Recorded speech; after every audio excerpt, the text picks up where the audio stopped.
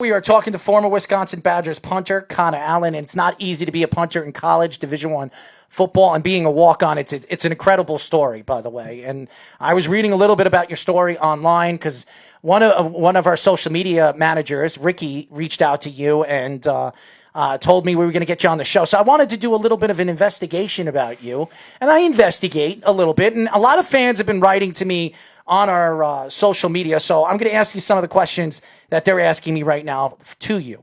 What is the biggest win you have ever had at Wisconsin?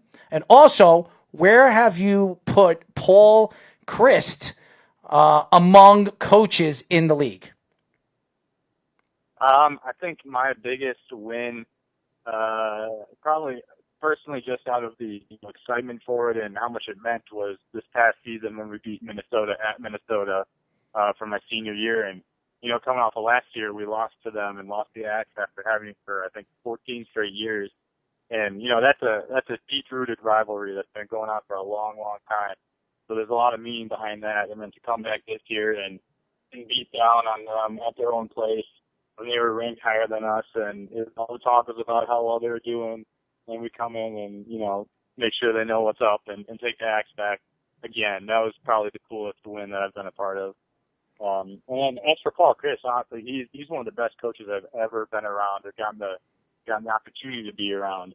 Truly a player type of coach. It's all about, it's nothing's about him. It's all about the team, all about the guys that make the success happen. I think he's very, very well respected by his peers and also by us players, just for, the type of guy he is and how much he cares about us.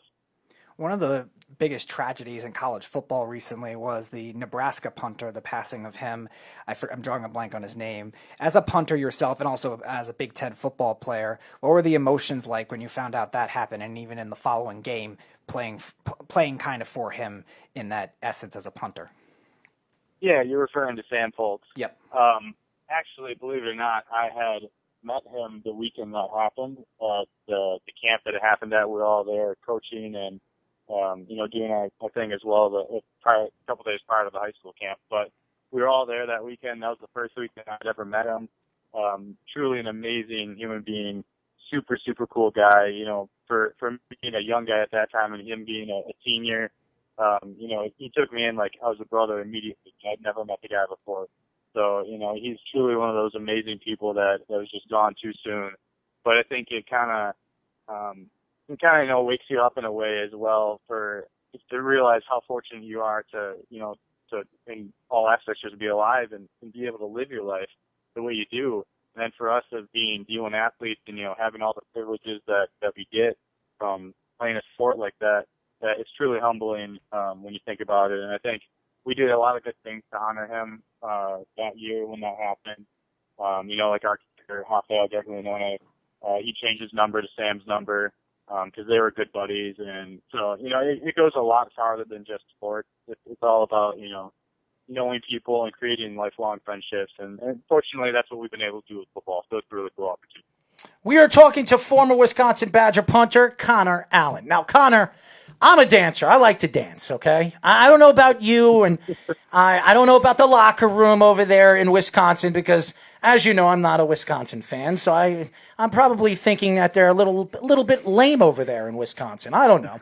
So what do you guys do, before the game? Do you guys, is there a crazy person? Is there a comedian over there that's dancing, blasting music, pulling pranks on people? Is there a certain person who you played with in Wisconsin that was the clown of the bunch?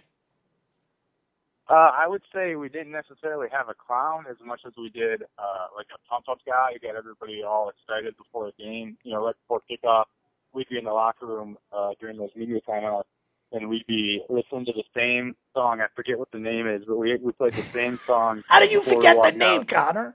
How do you forget the name? You hear it over and over again. I'm blanking on the name. We played the same song before every game. And then Chris Dorr would be the one that hyped everybody up, yelling and screaming inside in the locker room, get everybody hyped up. So much respect to him. He brought the energy every game, every day for that matter. It was a joy to be around.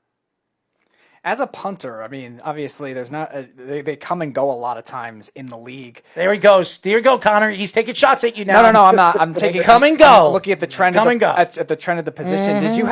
Did you have any particular influences as a punter growing up that you looked forward to in the NFL? And if it wasn't a punter, I mean, who were your favorite NFL players growing up?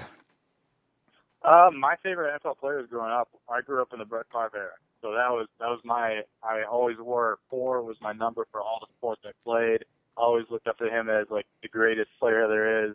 So that was kind of my football inspiration when I was a kid. I think that's kind of changed now to staying with a similar position though. Aaron Rodgers, just an all around good guy. And does a ton for Wisconsin sports in general and the people of Wisconsin. That goes unnoticed by a lot of media, but he does a lot, kind of, under the sight of everybody. But specifically punter-wise, I would say probably Thomas Morstead. I met him a couple times, just an all-around great guy. One of those people that truly believes in sharing the knowledge, so everything he's learned, he's more than willing to give you any tips or anything that he knows that he knows he can make you a better player. He'll share it with you, and that's just one of those people that you look up to and be like, I want to be like him when I get older. I want to be in his position and be able to do that same thing and give back to the guys that are younger than me. So what's next for Connor Allen? Okay, because to me, the Jets just drafted a punter in the 7th or 6th round, and you don't see punters really get drafted. You usually see them get picked up in free agency or unrestricted free agents or whatever. Do you see yourself playing in the NFL? And if you do, what team has reached out to you? Unfortunately, I don't believe I will be playing in the NFL as much as I'd love to say I am. I will always keep that window open. That will never close. So if anybody needs anything, I'm always here. But that unfortunately won't be happening anytime soon, I don't think. What were your favorite, in terms of Wisconsin, what were your favorite plays that you had at Wisconsin or moments within those games that you had? There was one that stands out that was, I believe 2 years ago when we played at Purdue in that game that went to triple overtime. And JT ended up running in triple OT for a score and we won that way. But there was a punt that I had with about a minute left in the game when we were on on their 10-yard, like our own 10-yard line, and going out, and all they needed to win was a field goal. If I shank a punt, like they're in great field position, most likely hit a field goal to win it. The time expires and we lose. But I was able to hit a good ball that pushed them back far enough where they weren't able to get a field goal try, and the defense held them for 3 downs, and we were able to go into OT and eventually win. So that was probably one of my most significant memories from playing.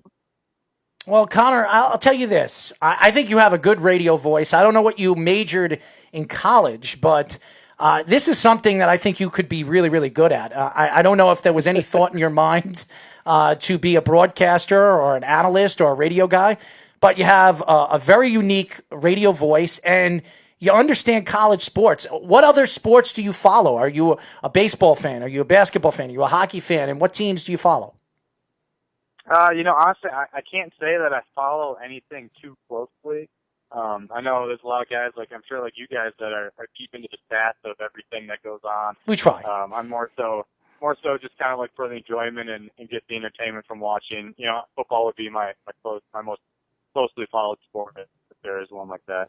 Well, entertaining is what we do here, okay? So we entertain people. So now you are a fan of ours. So now every single day or every single week you should be tuning in and listening to us and being a fan of us. And I'll tell you this, every time you pop up on our feed and you ask us questions, I'm going to give you a shout out, Connor. How's that sound?